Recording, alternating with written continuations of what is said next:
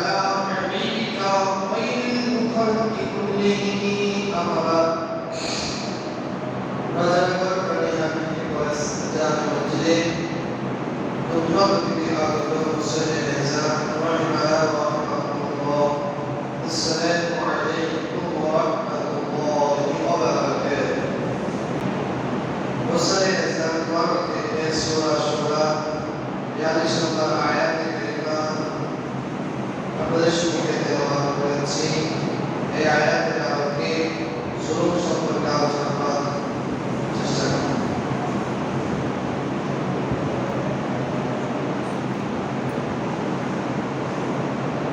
আল্লাহ রাব্বুল আলামিন আয়াতের মধ্যে ইরশাদ করেছেন নিশ্চয়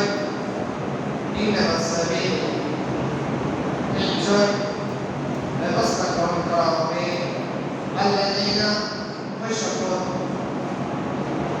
ব্যক্তিদের বিরুদ্ধে পদক্ষেপ গ্রহণ করা হবে ইয়াযলিমুনা নাস যারা মানুষদের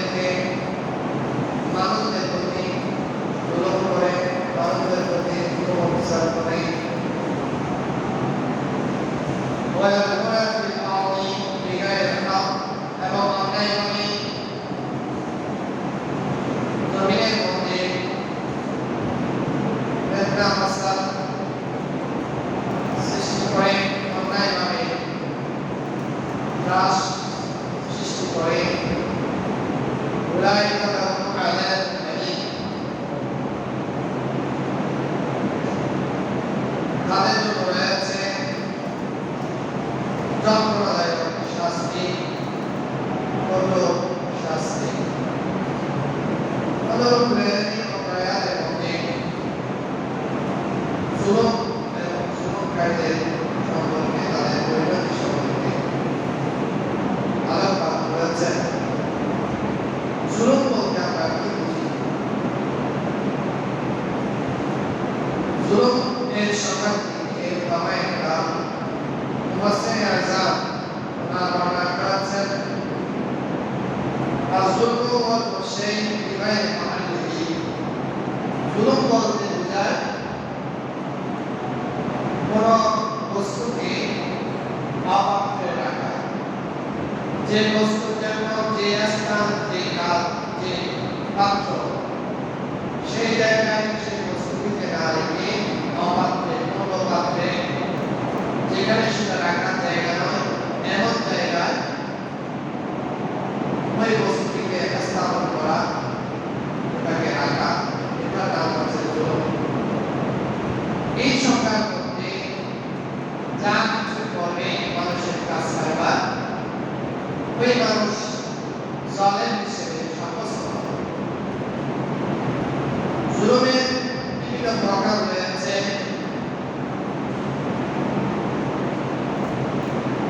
প্রধানত জুলুম দুই প্রকার। একটা জুলুম যেটা আল্লাহর ইবাদতের সাথে সম্পৃক্ত, হকুল্লাহ আল্লাহর ইবাদত, আল্লাহর অধিকার সাথে সংশ্লিষ্ট। বান্দা আল্লাহর ইবাদত করবে, আল্লাহ রাব্বুল আলামিন বান্দাকে সৃষ্টি করেছেন আল্লাহর ইবাদতের জন্য। রব্বুল আলামিন ইরশাদ করেছেন ওয়া খালাকুল জিন্না ওয়াল ইনস ইল্লা লিয়াবুদুন, আমি মানব জাতি এবং জিন জাতি, মানব এবং দানবকে আমি সৃষ্টি করেছি আমি রব্বুল কায়নাত রব্বুল আলামিনের ইবাদত বন্দেগী করার জন্য।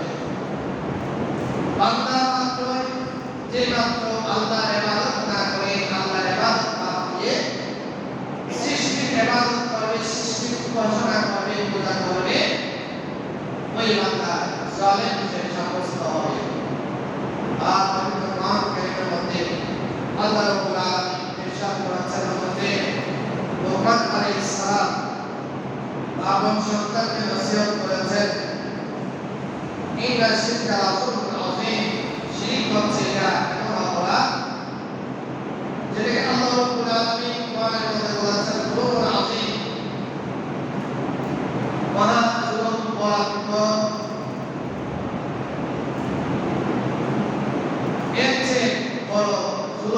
আর নেই। এটা হচ্ছে আল্লাহর ইবাদত হকুল্লাহ, আল্লাহর ইবাদতের সাথে সংশ্লিষ্ট। আল্লাহ রাব্বুল আলামিনের কাছে প্রার্থনা করা, বান্দা প্রার্থনা করবে আল্লাহর কাছে। বান্দার যা চাহিদা, যা অভাব রয়েছে, সে অভাব পূরণ করার জন্য বান্দা আল্লাহর কাছে প্রার্থনা করবে। যদি আল্লাহকে বাদ দিয়ে বান্দা কোন সৃষ্টির মুখাপেক্ষি হয়, তাহলে সে বান্দা জুলুম করবে। আর দ্বিতীয় প্রকার হচ্ছে হকুল ইবাদ, সৃষ্টির সাথে বান্দার সাথে সংশ্লিষ্ট যে অধিকারগুলো রয়েছে, যা যা প্রাপ্য তাকে তার প্রাপ্য না দেওয়া, এটা হচ্ছে হকুল ইবাদতের ক্ষেত্রে বান্দার অধিকার হরণের মাধ্যমে জুলুম করা।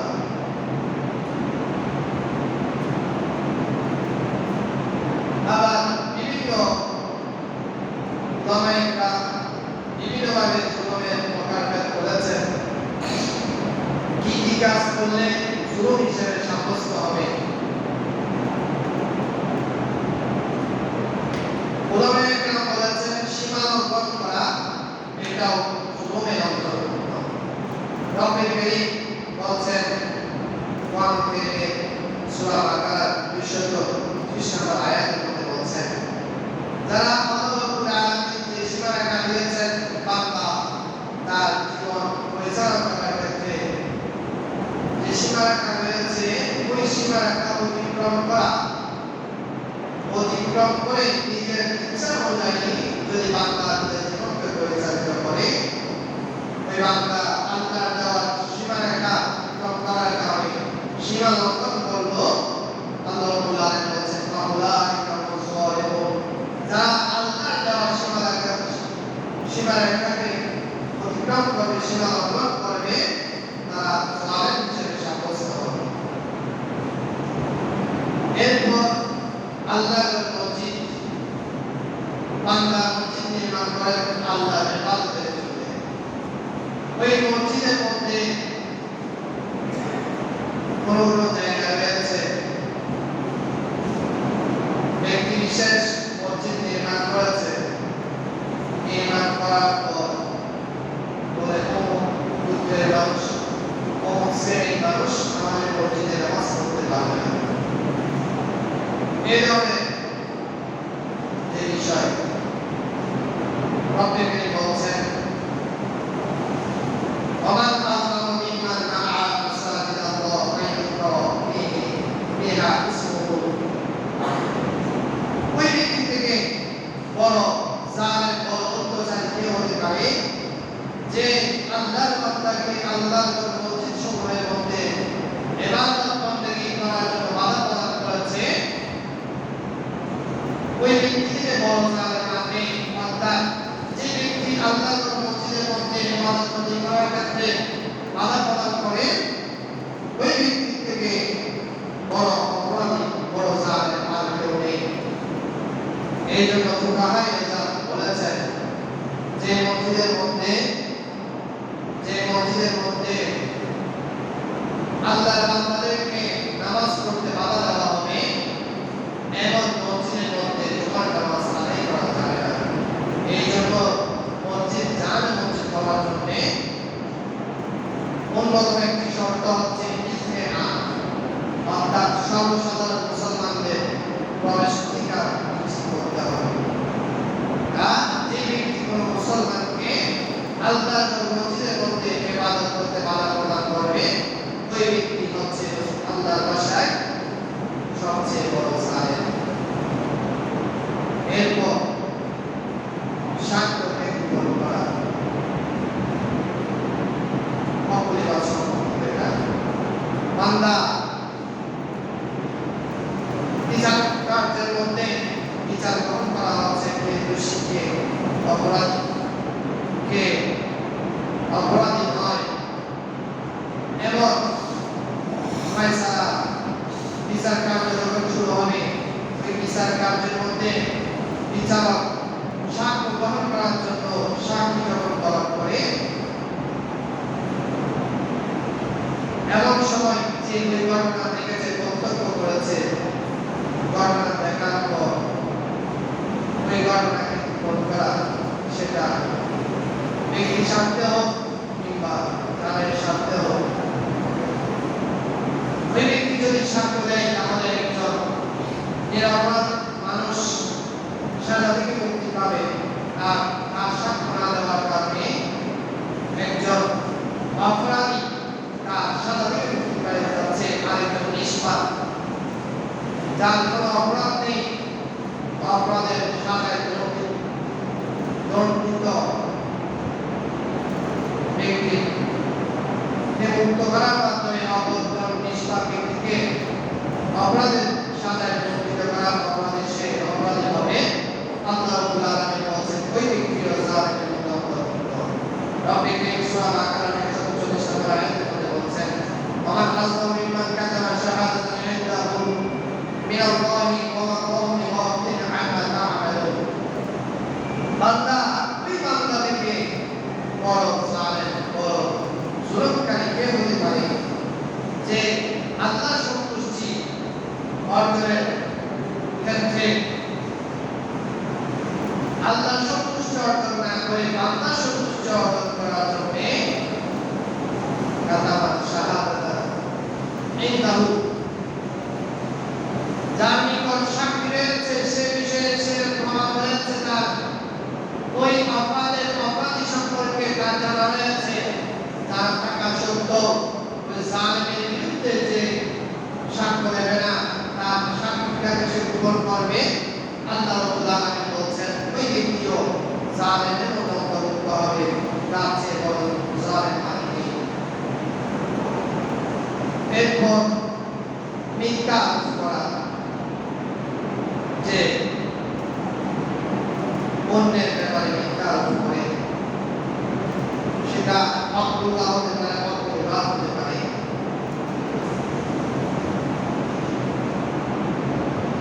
আল্লাহর ক্ষেত্রে মিথ্যা আরোপ করা কিংবা বান্দার ক্ষেত্রে মিথ্যা আরোপ করা,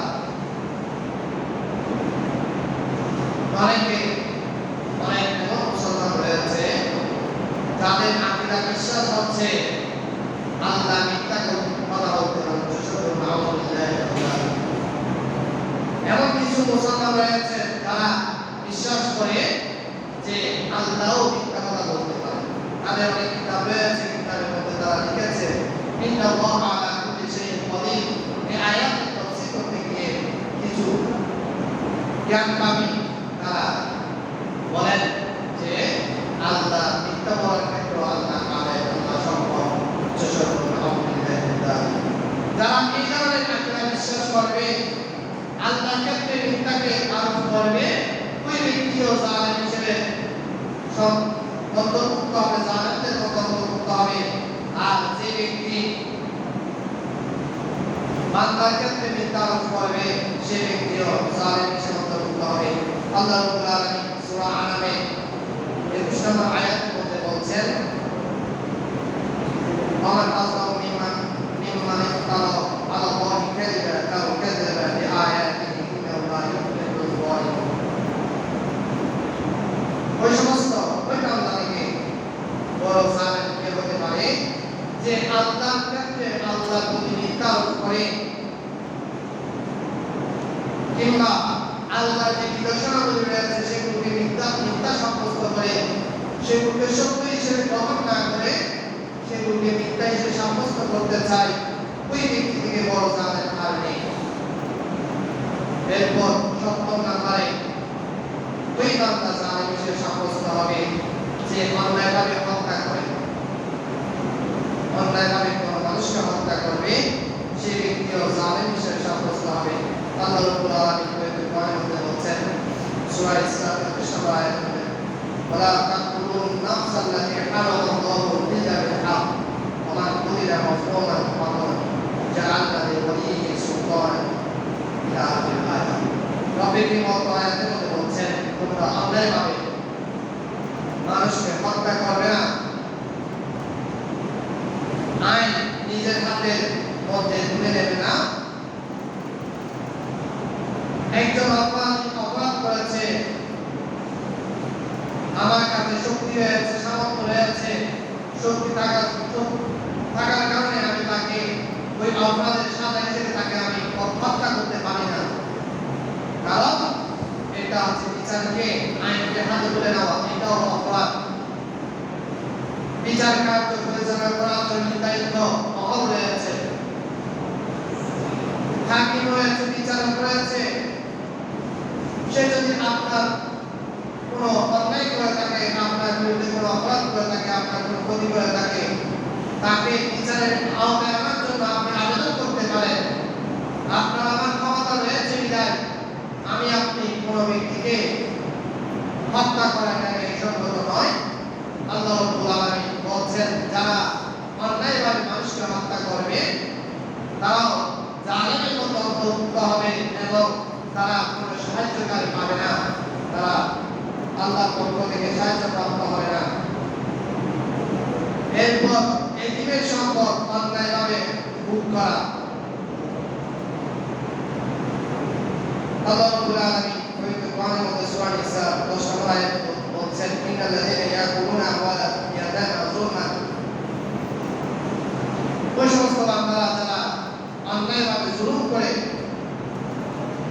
এতিমের সম্পদ আহরণ করে, এতিমের সম্পদ গ্রাস করে, তারা তাদের পেটের মধ্যে তারা সম্পদ খাচ্ছে নয়, টাকা খাচ্ছে এমনটা নয়, বরং তারা জাহান্নামের আগুন তারা গ্রহণ করেছে, আর বুঝিয়ে তাদেরকে জাহান্নামের মধ্যে নিক্ষেপ করা হবে। এরপর 9 নাম্বার, সুদ ঘুষ গ্রহণ করা, এটাও জুলুমের মধ্যে অন্তর্ভুক্ত। রব্বে কারীম পবিত্র কোরআনের মধ্যে সূরা নিসা 161 নম্বর আয়াতের মধ্যে একেবারে নিষেধাজ্ঞা করেছেন। আর আল্লাহ রাব্বুল আলামিন বিধি প্রদর্শন করেছেন, যারা এই ধরনের কাজের মধ্যে লিপ্ত থাকে তাদের জন্য রয়েছে যন্ত্রণাদায়ক শাস্তি। এভাবে যারা অন্যায়ভাবে জবরদস্তি করে অন্যের জায়গা গ্রাস করে নেয়, ক্ষমতার অপব্যবহার করে অন্যের জমি দখল করে নেয়, মানুষের জমি দখল করে তাদেরকে ভূমিহারা করে হারা করে ছাড়ে, এবং ব্যক্তিরাও জালেমের মধ্যে অন্তর্ভুক্ত হবে। আর যে ব্যক্তি অপর কোনো মুসলমান, অপর কোনো মানুষের সম্মানহানি করবে, সেই ব্যক্তিও জালেম হিসেবে অন্তর্ভুক্ত হবে।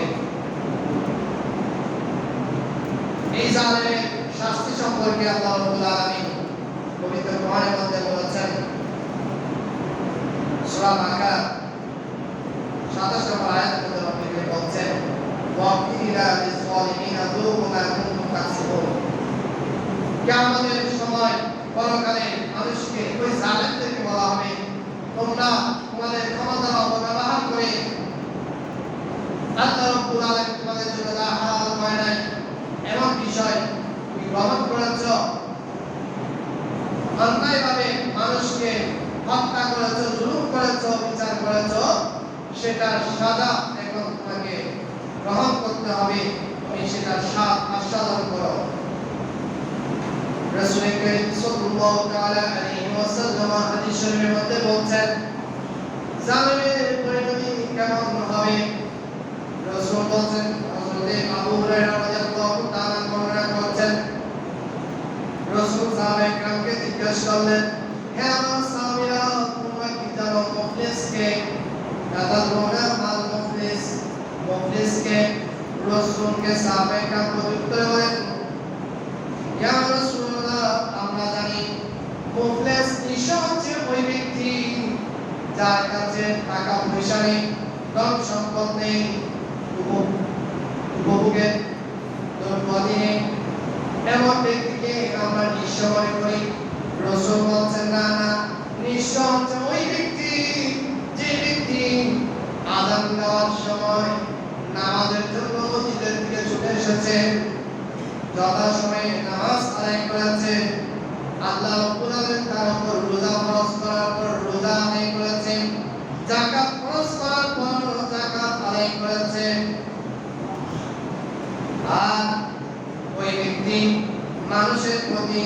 দারুণ করেছে, অপরের সম্পদ অন্যায়ভাবে গ্রাস করেছে, অন্যায়ভাবে রক্তপাত ঘটিয়েছে,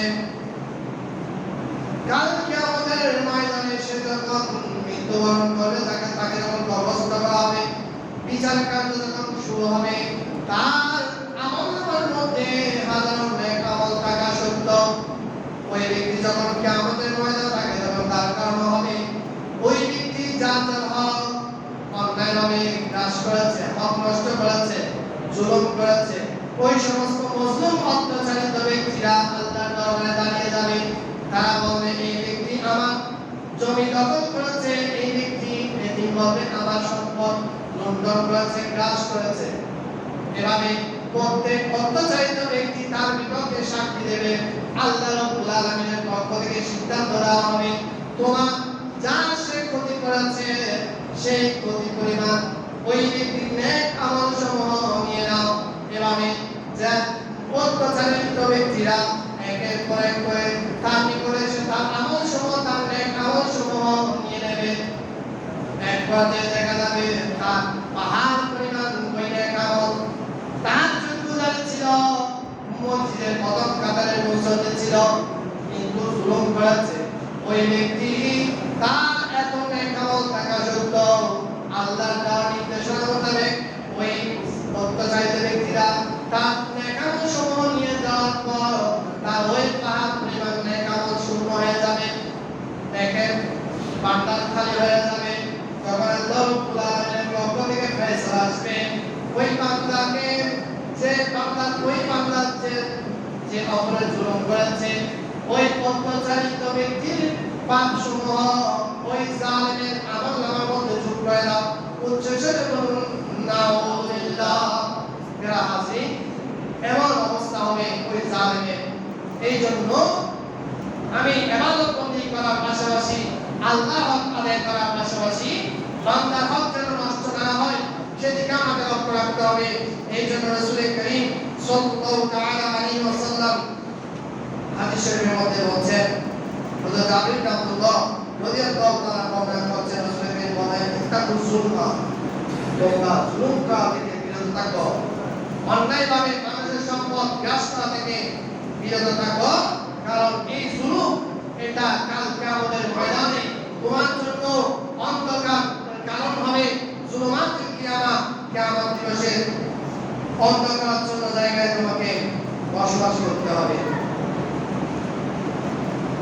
রাসূল করিম সাল্লাল্লাহু তাআলা আলাইহি ওয়াসাল্লাম বলেন, যারা মজলুম তাদের বদদুয়া থেকে তোমরা বিরত থাকো, কারণ আল্লাহ রাব্বুল আলামিন মজলুম অত্যাচারিত ব্যক্তি যে দোয়া কবুল করার সাথে সাথে আল্লাহ রাব্বুল আলামিন তার ওই দোয়া কবুল করবেন। এই ক্ষেত্রে আমাদের করণীয় মুসলমান মাত্রই আমাদেরকে আল্লাহর হক যথাযথভাবে আদায় করতে হবে এবং বান্দার হক যা রয়েছে সেগুলো যথাযথভাবে আদায় করতে হবে। আদায় করার মাধ্যমে জুলুম অন্যায় অবিচার থেকে, পরের হক আত্মসাৎ করা থেকে, আল্লাহর হক আল্লাহ যে আল্লাহ রাব্বুল আলামিন যে আমাদেরকে নির্দেশনা দিয়েছেন পাঁচ ওয়াক্ত নামাজ আদায় করার জন্য, হালাল উপার্জন করার জন্য, হারাম থেকে বেঁচে থাকার জন্য, সুদ ঘুষ গ্রহণ করা থেকে বেঁচে থাকার জন্য, যাবতীয় অপরাধ থেকে বেঁচে থাকার জন্য আল্লাহ রাব্বুল আলামিন যে নির্দেশ দিয়েছেন সেই নির্দেশ পালন করার মাধ্যমে জুলুম থেকে বেঁচে থাকতে হবে। পাশাপাশি অন্যের হক আত্মসাৎ করা থেকে বিরত থাকার মাধ্যমে জুলুম থেকে আমরা নিজেদেরকে রক্ষা করতে হবে। এর পাশাপাশি জালেম এবং মজলুমকে সাহায্য করতে হবে। রাসূল করিম সাল্লাল্লাহু তাআলা আলাইহি ওয়াসাল্লাম হাদিস শরীফের মধ্যে বলেন, তারাজ মালিক বর্ণনা করেছেন, রাসূল বলেন উনসুর আখাকা যালিমান আও মজলুমান, তোমার ভাই মুসলিম ভাইকে সে জালেম হোক কিংবা মজলুম হোক উভয়কে সাহায্য করো। সাহাবায়ে কেরাম বলেন, ইয়া রাসূলুল্লাহ মজলুমকে সাহায্য করব, অত্যাচারিত ব্যক্তিকে সাহায্য করব সেটা বুঝে আসছে আমাদের, কিন্তু জালেমকে কিভাবে আমরা সাহায্য করব? রাসূল বলেন ওই জালেমকে তুমি যেভাবে পারো তোমার যতটুকু সামর্থ্য রয়েছে বুঝিয়ে পারলে বুঝিয়ে ক্ষমতা ব্যবহার করে যেভাবে পারো সেভাবে ওই জালেমকে জুলুম থেকে রক্ষা করাই হচ্ছে জালেমকে সহযোগিতা করা। আল্লাহ রাব্বুল আলামিন আমাদেরকে জুলুম করা থেকে নিজেকে বিরত রাখা এবং জালেমকে তার জুলুম থেকে বিরত রাখার মাধ্যমে জালেমকে সহযোগিতা করা এবং মজলুমের পাশে দাঁড়িয়ে মজলুমকে সহযোগিতা করা তৌফিক দান করুন। আমিন। ওয়া আখিরু দাওয়ানা আলহামদুলিল্লাহি রাব্বিল আলামিন।